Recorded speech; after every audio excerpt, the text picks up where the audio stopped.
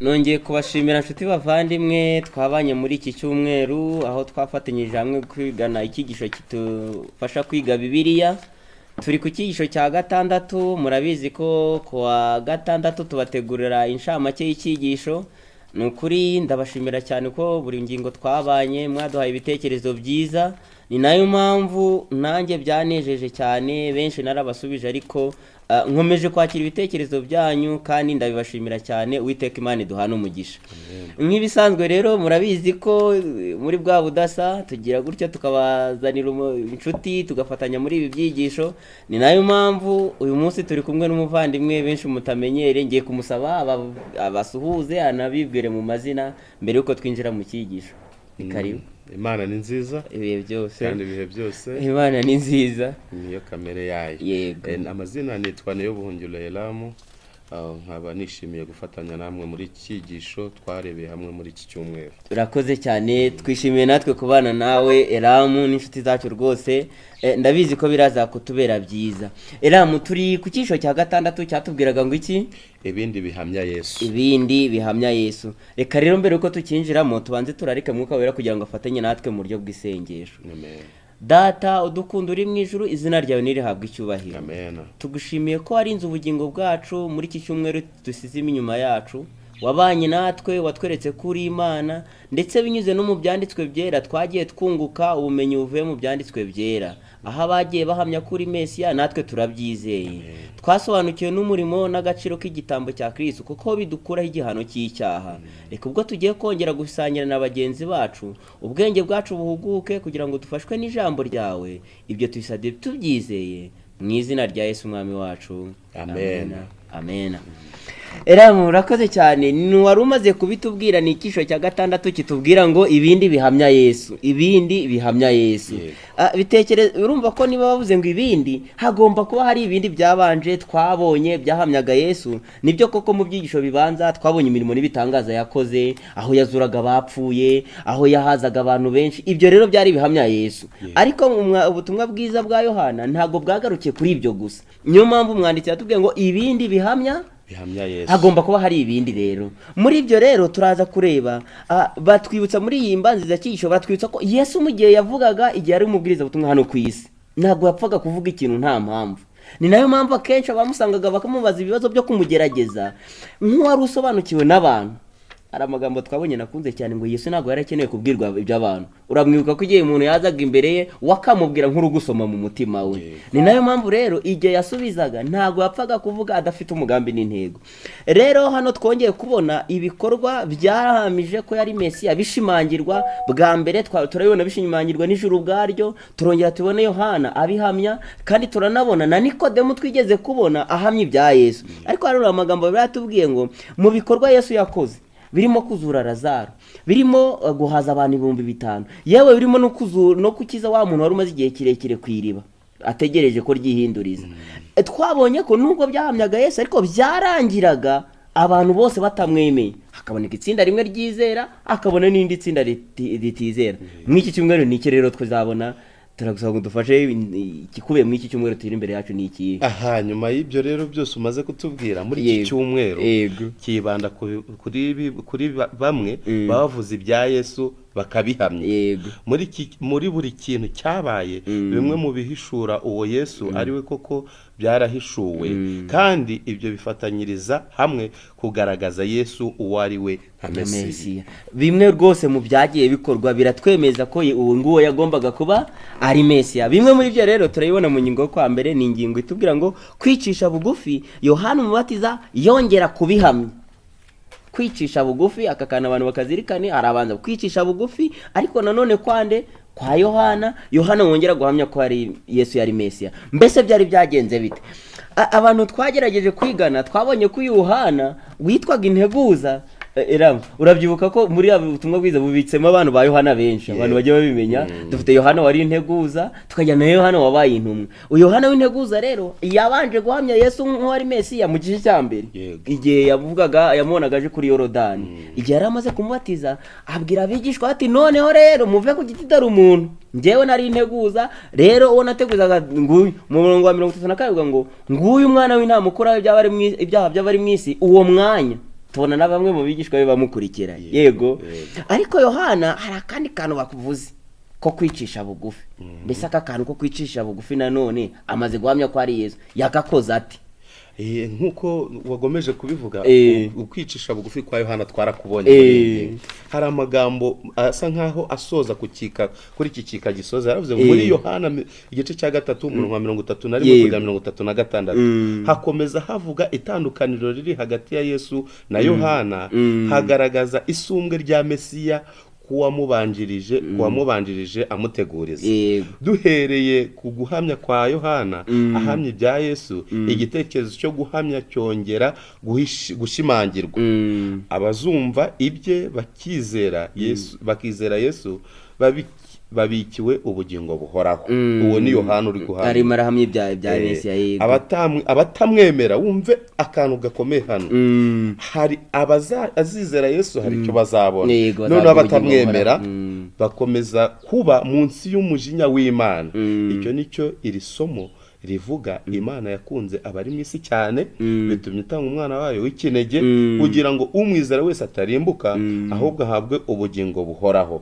Ariko abazanga iyo mpano baherewe ubuntu bazishyura ikiguzi cy'ibyaha byabo, aricyo rupfu rw'iteka ryose. Amagambo arakomeye cyane. Kristo ni igitambo cy'ibyaha byacu, kandi urupfu rwe rurahagije gukuraho ibyaha by'abari mu isi. Niyo mpamvu rero somo rivuga ngo yakunze abari mu isi bose kugira ngo umwizera ahabwe ubugingo. Ariko umuntu uzanga icyo gitambo cya Kristo cy'ubuntu, aya magambo arakomeye avuga ngo azishyura ikiguzi cy'ibyaha bye, arirwo rupfu rw'iteka ryose. Mu gihe Kristo yabonetse kugira ngo adukize urupfu rw'iteka ryose. Icyamubonye nawe twakira igitambo cya Kristo, cyane ko tubonye ko ari impano Imana iduha ngo tubyakira kubwo kwizera.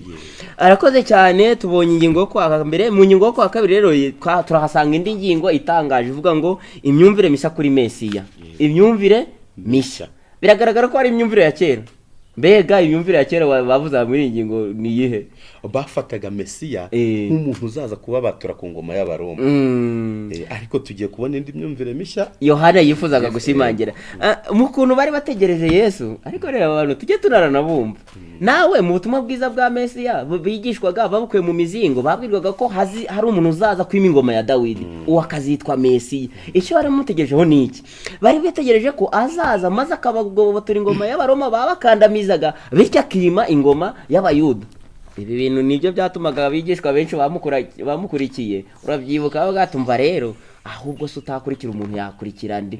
Ni nayo mpamvu tuzabibona ahantu nyina wa Yakobo na Yohana bavuga ati umva rero nabimenye uyu niwe uzima ingoma, nuko rero umwana wanjye azicare iburyo ndi yicare. Uyu mugore yarabisobanukiwe muri iyi myumvire ya kera. Ariko nanone imyumvire Yohana yifuzaga kuzana niyi. Yababwiye ngo avuga Yesu arababwira ngo nguyu umwana w'intama w'Imana. Abantu sinzi ni abantu twakunze kubigarukaho muri iri jambo Yohana yavuze ngo nguyu umwana w'intama w'Imana. Umwana w'intama mu Bisirayeli wari usobanuye iki? Wari igitambo. Ubu rero mu kuvuga Yesu ngo nguyu umwana w'intama w'Imana, aravuze ngo ngiki gitambo cy'ibyaha gitanzwe n'iki? N'Imana. Urumva ukuntu imyumvire ashaka kuyihindura, kandi kuko byari ngombwa, byari gutuma bumva neza Yesu nk'uko bakwiriye kumwumva.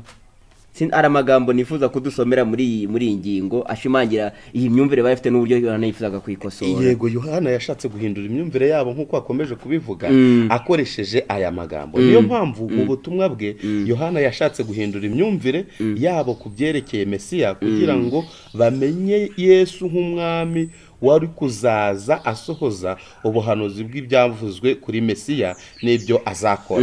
Ntabwo yari kuza nk'umutegetsi mu bya politike na gisirikare, ahubwo yari kuza aje kwitambaho igitambo cy'ibyaha by'abisi. Uwo ni wo wari umugambi we nyamukuru. Gusa nyuma y'icyo gihe igihe byose byari kuba birangiye, yari kuzima ingoma ye itazahanguka iteka ryose.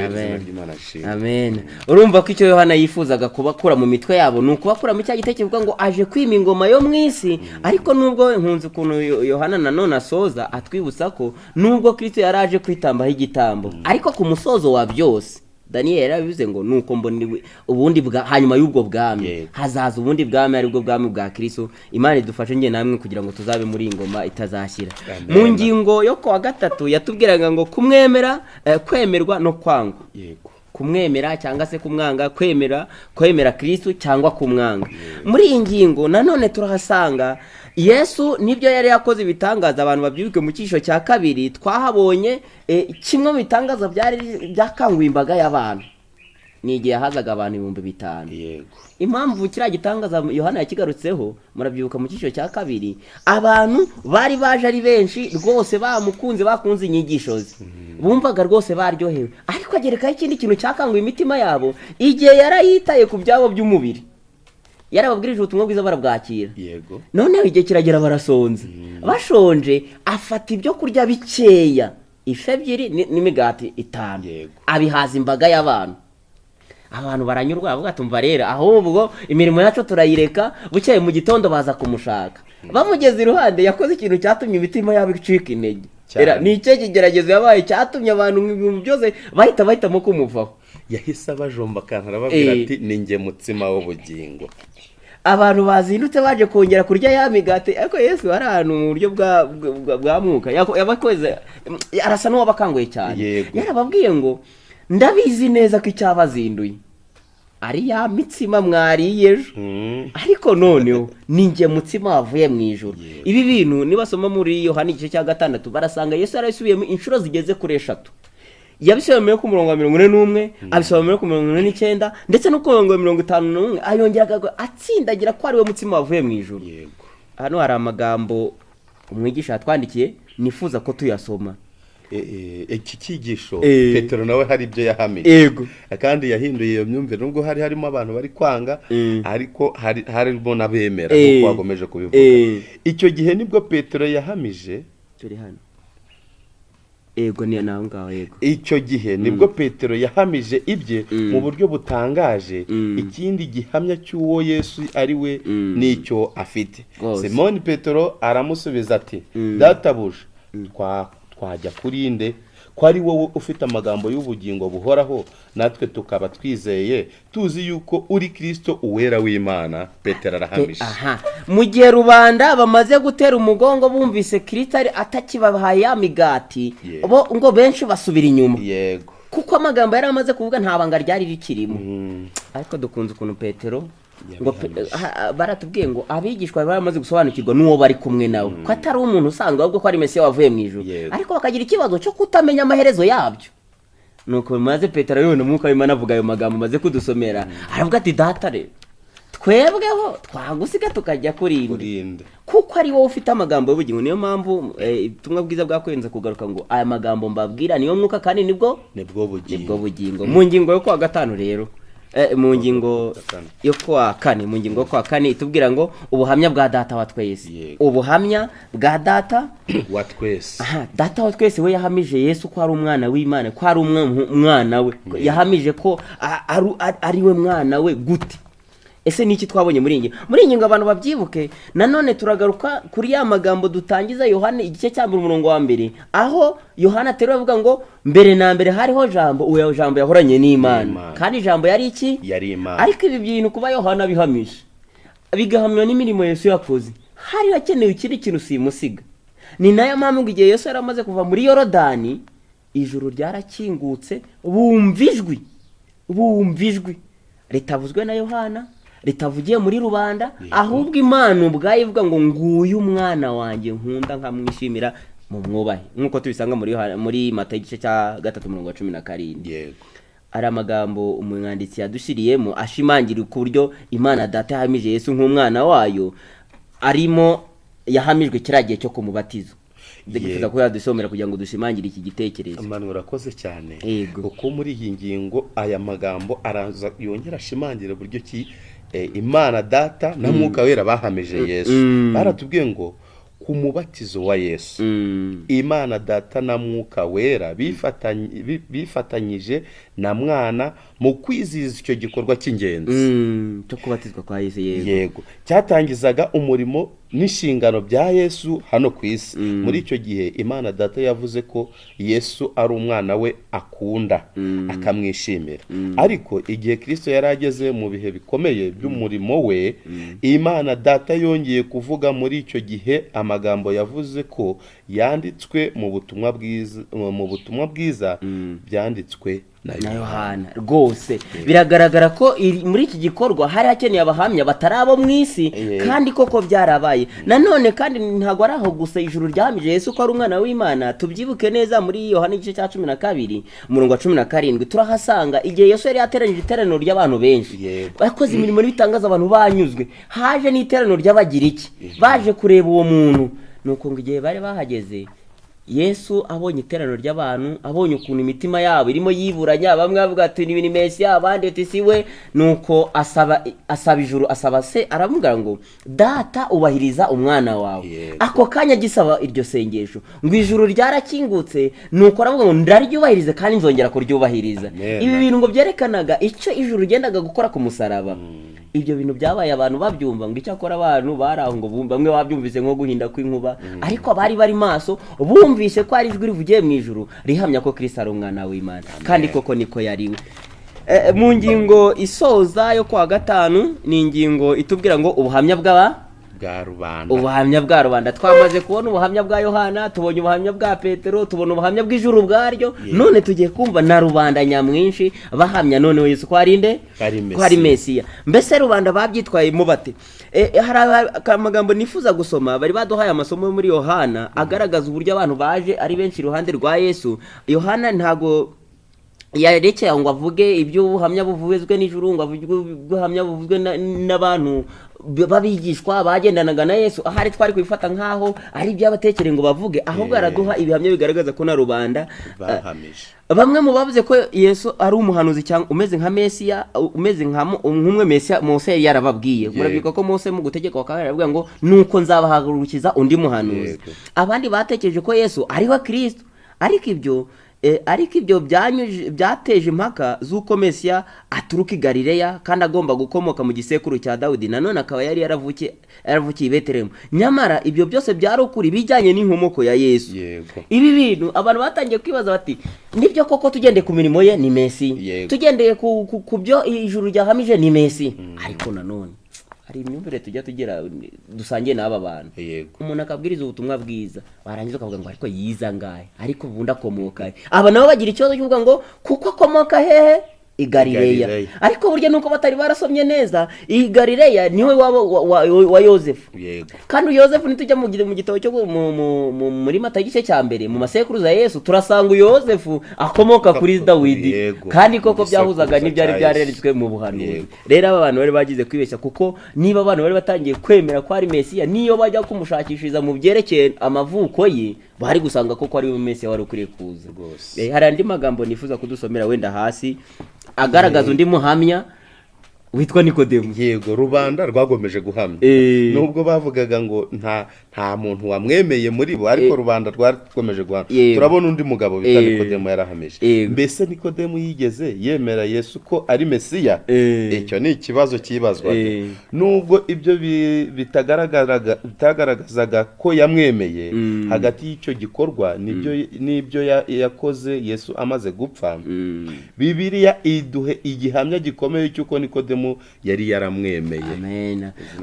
Nikodemu guhura na Yesu byamugira umumaro. Hasi batubwiye ngo nukuri koko twahamya ko uyu mufarisayo witwa Nikodemu mu guhura na Yesu, nubwo ibyabaye hagati yo guhura kwe na Yesu n'igihe yongera kugaruka mu butumwa bwiza tutabizi neza, ariko ubwagaruka amuhamiriza imbere y'urukiko. Biragaragara ko Nikodemu yabitse ayo magambo yaganiye na Yesu, kandi muri we yakomeje kumenya ko uwari Mesiya ukwiriye kuza. Niyo mpamvu tumubona haba mu rupfu rwe aratabara akazana imva yo guhamba Yesu. Bigaragaza ko abantu babimenye no mu gutangira umurimo, umutungo wa Nikodemu wagize umumaro mu itorero ryane.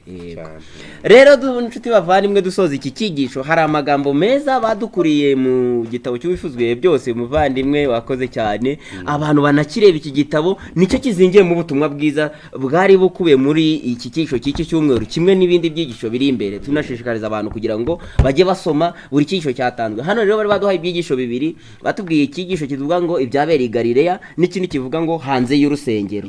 Muri ibi byigisho hakubiyemo andi magambo arenze kuyo twabonye muri iki cyigisho ashimangira ko Yesu yari Mesiya kuri buri ngingo twanyuzeho. Hano rero hari amagambo make abantu bumve, ni amagambo aba yateruwemo atari yose ariko ashimangira icyo twabonye muri iki cyigisho. Ni mu bindi byo kwigwa no kuzirikanwa. Ndasoma amagambo abanza atubwira ngo igihe Petero yabaraga kubona Yesu amubaje ati none namwe murashaka kugenda. Abantu babyibuke, abantu bumvise ko Yesu ababwiye ko ni wari umutsima w'ubugingo ari we bazarya, abantu ngo mwanya bamuvuyeho. Abona n'abigishwa be bacitse intege, abahindukira barebye Petero abaza ati ariko namwe murashaka kugenda. Petero yabona mwuka w'Imana yumva amagambo yavuze. Avuga ati twajya kurinde. Abigishwa b'Abisirayeli bari barigize imbata y'imihango, uko niko bari babayeho. Abafarisayo n'abasadukayo bahoraga bahanganye, cyabanganishaga n'imihango yabo y'urudaca.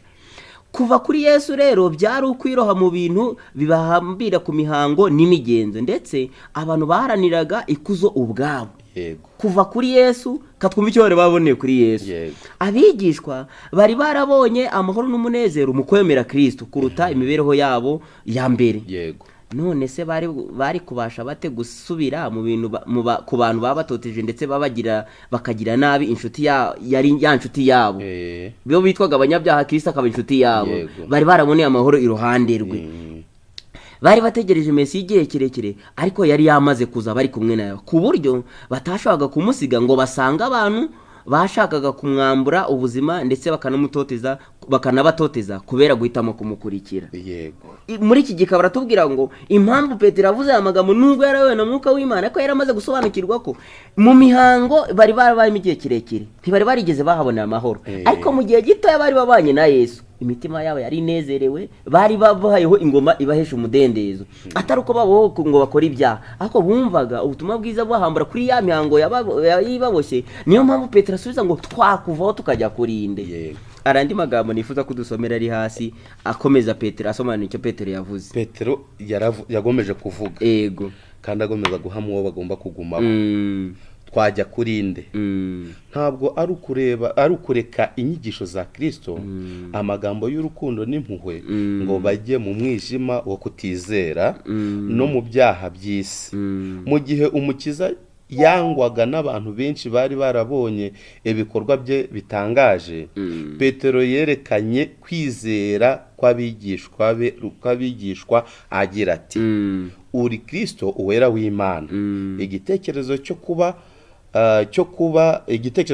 babura ukomeje imitima yabo cyabateye ubwoba n'umubabaro. Kubura umukiza byari nko kuzimirira mu nyanja irimo umwijima n'umuraba. Ngiki kintu tukwiye gusobanukirwa. Mbese twebwe ni kangahe ababigishwa? Hari ahantu twageze muri iki cyiciro tuvuga ngo bari barasobanukiwe ko bari kumwe na Mesiya wavuye mu ijuru. None kumuva ngo byasaga no kuzimira mu nyanja irimo umuraba.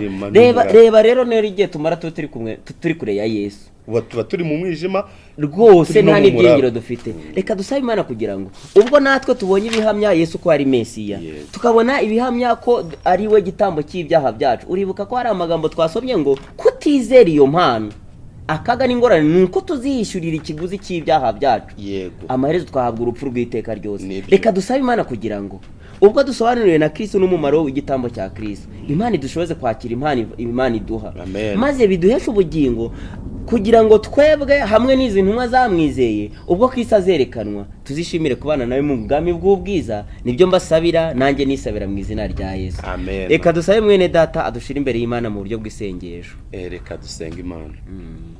Imana y'igitangaza kandi Imana ikomeye, uri rubasha, urakomeye, izina rya nirihimbazwe. Amen. Tunyuzwe n'umwanya mwiza uduhaye wo gusangira umutsima w'ubugingo. Amen. Uratwigishije kandi uraduhuguye, izina rya nirishimwe. Amen. Duciye bugufi mu mitima yacu, uduhe kwakira ubutumwa bwiza. Amen. Kandi Kristo wakoze imirimo n'ibitangaza abantu bakamwizera, uduhe kumwizera natwe muri aka kanya. Iki cyigisho imitima y'abantu bose izakorweho kandi bazabashe guhindukirira Kristo. Kiruta byose uduhe kukwitegura, tuzagusanganira ubwo uzaba ugarutse, kuko tubisabye tubyizeye mu izina rya Yesu. Amen. Amen. Amen. Amen.